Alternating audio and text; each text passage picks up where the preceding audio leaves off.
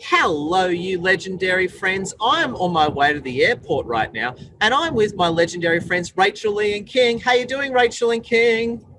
Fantastic. Awesome to be here with you, Edward. And It's King is a always very handsome guy too. Thank you, Edward. It's always a pleasure and an honor to be interviewed by the wonderful Edward Zia.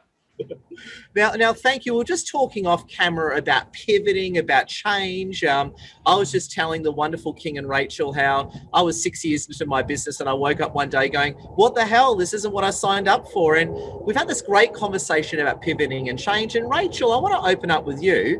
What changes and lessons have you had to make to win big, which you are winning big? What have you learned lately, Rachel? Man, letting go is the hardest thing ever.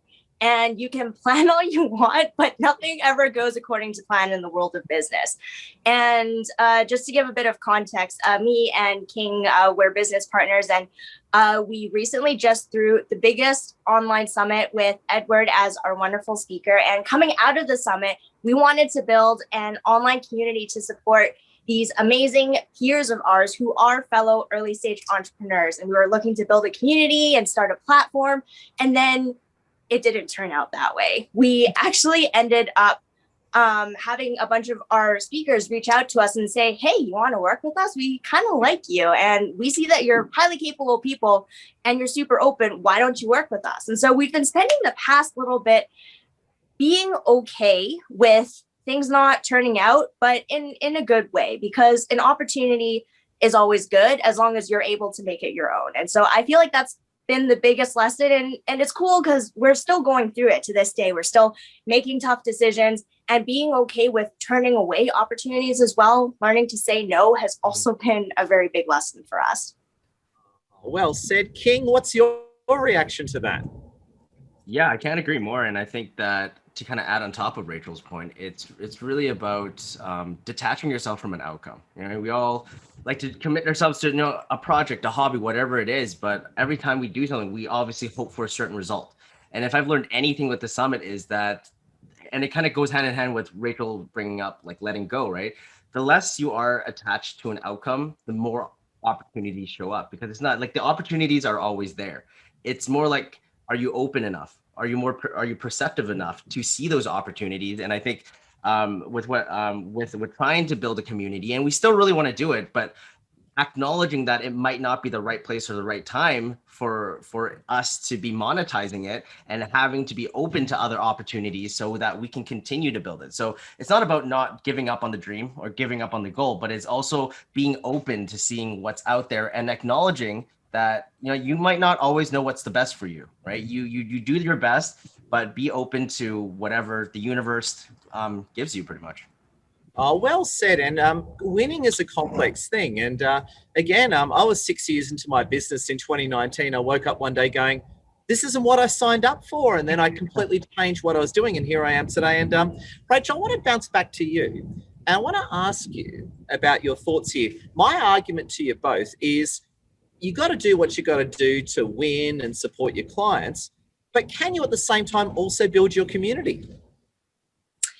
I would definitely say so. And I think the biggest thing that we've been struggling with is setting aside the time and headspace to continue to build relationships while we're figuring out ourselves. And I know that's been the biggest struggle for me. Even I used to be on social media a lot more and just staying connected with people. And since even just these past few weeks, I've completely unplugged and disconnected because I was going through so much internal stuff that I didn't feel comfortable connecting with other people because I didn't even know who I was. But the thing that we've come to realize is community is a long-term thing, and it's not something that it's not like instant coffee. I could just make it if I put my mind to it over a few days. So that is something that we're definitely looking to do once we figure our stuff out moving forward. King, your reaction?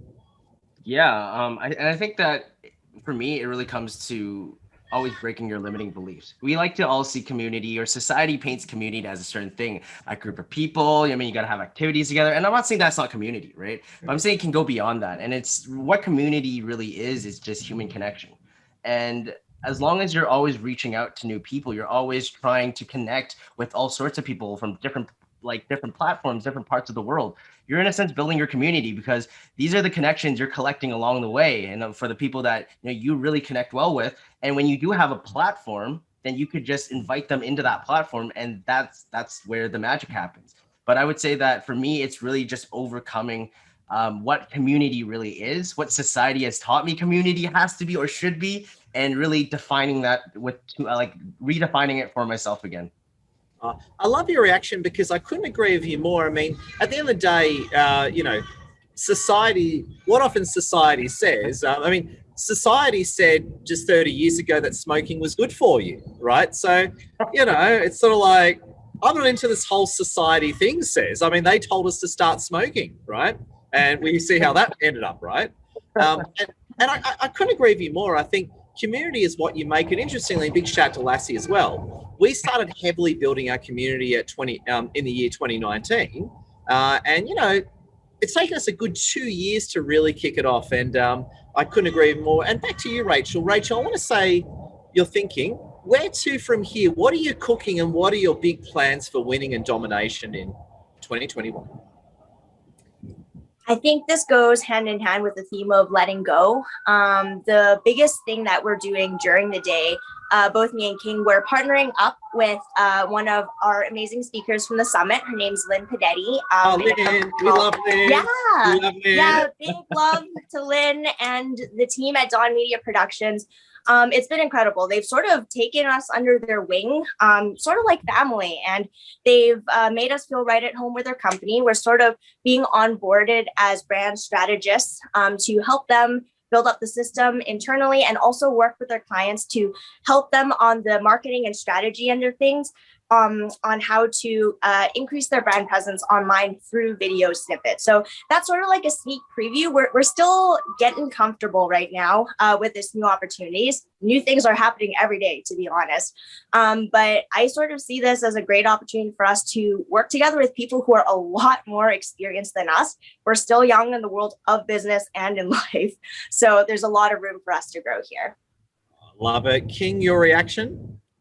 I think the one thing that's really helped me progress, and it's quite ironic, is learning how to be present.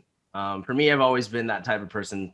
I'm always looking forward, and I think the biggest goal I've had ever since the beginning of 2021, or even the end of 2020, was really getting out of Vancouver. I mean, I grew up in Vancouver. It's a beautiful city. Don't get me wrong, right? I would never take it for granted. I'm very blessed to have grown up in a city like Vancouver, Canada.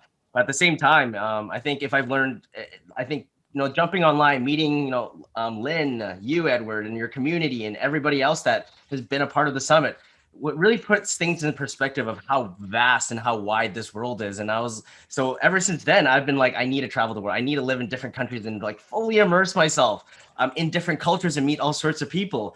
But I think something that's that it taught me is, like, during this time in Vancouver, like, appreciate it, like, focus on the lessons that have to be learned, because a lot of the times looking forward, you might think like you're progressing much faster, you're winning faster, but it's actually slowing you down. And it's when you dial it back and you start looking at what's in front of you, what the lessons you need to learn. And that's when the universe really kind of pushes you forward, because you're learning the lessons that need to be learned. And as ironic as it sounds, it's hard, because I'm the type of person like, when am I going to get out of here?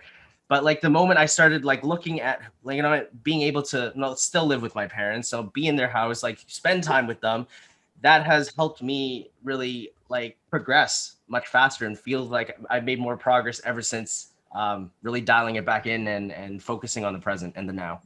I think it's just powerful. One thought I always carry with me, I used to be a homeless veteran a long time ago. Elon Musk, who will probably be the first human to put another human on Mars, that guy was homeless. So there you go. If you look at the guy who's probably going to put the first human on Mars, there you go. I just want to say, Rachel and King, thank you so much. To my fans around the world, please follow Rachel and King. They're amazing people.